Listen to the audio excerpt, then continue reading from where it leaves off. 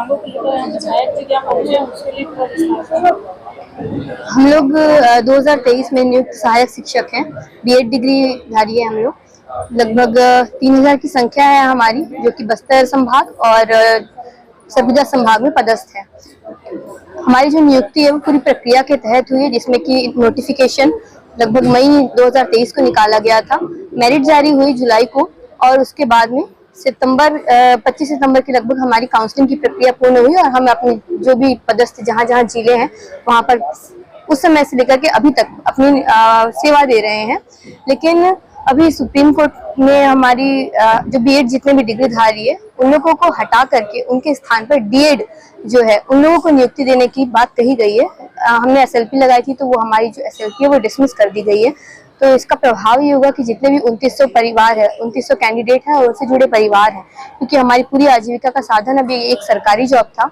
सरकारी जॉब क्योंकि सभी जितने भी कैंडिडेट हैं वो लगभग 4, 5, 6 सालों से इसी की तैयारी में लगे हुए होते हैं कि एक दिन सरकारी जॉब मिलेगी तो हमारी जो आगे की लाइफ है वो सुगम हो जाएगी और एक सिक्योरिटी भी रहेगी। तो इसीलिए बहुत सारे जो साथी है हमारे वो दूसरे गवर्नमेंट जॉब छोड़ करके भी यहाँ आए हैं और बहुत सारे अभी चैलेंजेस अगर हमें निकाल दिया जाता है तो हमें फेस करने पड़ेंगे। तो हम बस गवर्नमेंट से अभी तत्कालीन जो सरकार है उनसे ये उम्मीद लगा रहे हैं, हमारी ये गुहार है कि हमारी जो जॉब है उसको सिक्योर कर लिया जाए, क्योंकि बहुत सारे गवर्नमेंट के पास में ऐसे प्रावधान, बहुत सारे अधिकार होते हैं जिसके तहत वो हमारी जॉब को बचा सकती है। तो बस इसी के लिए हम जितने भी मंत्रीगण उनसे मिल रहे हैं और उनसे अपनी बात रखने की कोशिश कर रहे हैं।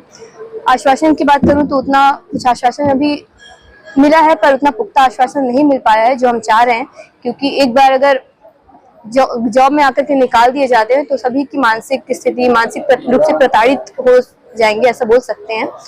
अभी हमारा खुद की स्थिति ऐसी है कि जैसे हम इधर उधर भटक रहे हैं, तो हमारे बीच की एक जो मैम है क्योंकि बहुत ज़्यादा डिस्टर्ब हो चुके हैं मेंटली, तो सड़क दुर्घटना में उनकी मौत भी हो गई। तो बहुत आसान नहीं होगा ये जॉब छोड़ना, तो हम बस चाह रहे हैं कि गवर्नमेंट हमारी जॉब बचा ले। मेरा नाम भावना बसोने है, सहायक शिक्षक कांकेर जिले में पदस्थ। सर, मेरा सरकार से ही अपील है कि मैं एक आदिवासी छात्रा हूँ, एसटी से बिलोंग करती हूँ और मैं रहने वाली मैनपाट की हूँ, पदस्थ बस्तर में हूँ। मेरे पेरेंट्स नहीं है, दोनों गुजर चुके हैं, फिर भी मैं पढ़ाई करके इस मुकाम तक पहुंची हूँ। तो प्लीज मेरे को न्याय मिले। मैं यही चाहती हूँ कि मेरे माँ बाप भी नहीं है और मैं कैसे जीवन यापन करूँ। जो भी सरकारी नौकरी मिला था वो भी छीन जा रहा है, इसलिए हर सरकार से अपील करती हूँ कि हमको न्याय मिले। हम ना बीएड के पक्ष कुछ बोल रहे हैं ना अपने पक्ष, दोनों को बीच में रख के उसके लिए कुछ समाधान ढूंढे।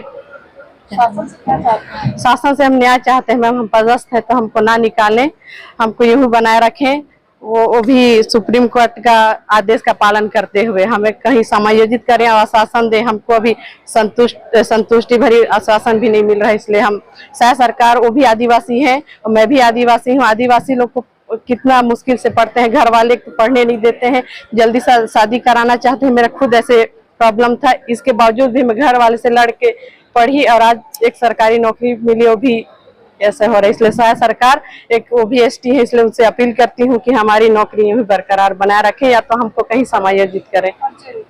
मेरा नाम चुनंती बड़ा है, मैं बस्तर में पोस्टेड हूँ, रहने वाली मैनपाट की हूँ। क्या हम विधायक जी से मिलने आए हैं, किस मुद्दे पर वो बताइए। हम सभी बीएड सहायक शिक्षक हैं। लगभग 1 साल से हम सरगुजा और बस्तर के दुर्गम क्षेत्रों में अपनी सेवाएं दे रहे हैं और सुप्रीम कोर्ट के एक ऑर्डर के आ जाने के बाद से हम सभी की नौकरी निरस्त करने का आदेश कभी भी आ सकता है। क्या अभी तो विधायक जी से हमारी अच्छे से मुलाकात नहीं हो पाई है। वो बोले हैं कि थोड़ी देर के बाद इस मुद्दे पे बहुत अच्छे से बात करेंगे। बाकी हम बस यही चाहते हैं कि सरकार हमारे लिए कोई रास्ता निकाले, बीच का रास्ता निकाले और हमें कहीं और समायोजित करे। ऐसे बहुत सारे पद होते हैं जहाँ पे हमारी योग्यताओं के अनुसार हमें समायोजित किया जा सकता है। तो बस हम यही उम्मीद करते हैं कि सरकार हमारे लिए बीच का कुछ रास्ता निकाले। मैं पद्मा साहू, मेरी पोस्टिंग प्राथमिक शाला पूरी में चारामा ब्लॉक में। 18 से 23 के बीच में बहुत सारे करोड़ों बीएड के छात्र हैं जो देश में बीएड किए हैं, क्योंकि आप स्वाभाविक सी बात है कि जो व्यक्ति बीएड करने के बाद यदि प्राइमरी टू 12th तक यदि उसको एलिजिबिलिटी मिलेगा तो हर आदमी बीएड ही करेगा, स्वाभाविक है। तो हमने भी वही नोटिफिकेशन देख के हमने बीएड किया, सारी मतलब वैकेंसी आई और हमने एग्जाम दिया, हमारा सिलेक्शन हुआ, मेरिट रैंक आके हम लोग क्लाइन होके अभी तक नौकरी कर रहे हैं। अभी आप नौकरी कर रहे तो आपको नोटिफिकेशन आ गया है कि आप लोग अभी नहीं करोगे? सरकार की तरफ से अभी तक हमको लेटर नहीं जारी हुआ है, परंतु सुप्रीम कोर्ट का आदेश है तो उनका मतलब कहना यह है कि उसको मानना ही पड़ेगा। और हम उन लोग आश्वासन दे रहे हैं, नेता मंत्री लोग आश्वासन दे रहे हैं कि हम बीच का रास्ता निकालेंगे, लेकिन अभी तक वो बीच का रास्ता क्या है हमको नहीं पता है। अच्छा, कुछ ना कुछ उम्मीद है, कुछ ना कुछ उम्मीद है आप लोग? उम्मीदें हैं मैम, क्योंकि सरकार के पास असीम पावर होती है और ये चूंकि राज्य सरकार का ही विषय है शुरू से ही। यही हाई कोर्ट सुप्रीम कोर्ट जो जज हैं महोदय लोग, उन लोग इसी चीज़ों पे कई बार वो दिए हैं कि जो भर्ती प्रक्रिया है विज्ञापन आने के बाद बीच में उसका जो प्रक्रिया है उसको संशोधन नहीं किया जा सकता। यही भर्ती प्रक्रिया संविदा वालों के लिए बोला जाता है कि इनकी आजीविका का सवाल है, हमको उनके साथ रहना पड़ेगा, उनके साथ यदि हम नहीं खड़े होंगे तो कौन खड़ा होगा। अब आप बताइए कि हम रेगुलर भर्ती वाले हैं, हर चीज़ को फॉलो अप करने के बाद वहाँ चयनित हुए हैं, 1 साल से जॉब कर रहे हैं, हमारा 1% गलती बताया और हमको निकाले, हमको वो चीज़ मंजूर होगा। लेकिन अभी तक हमारा 1% भी कहीं पे गलती नहीं है और हम साल भर से ये चीज़ें भोग रहे हैं।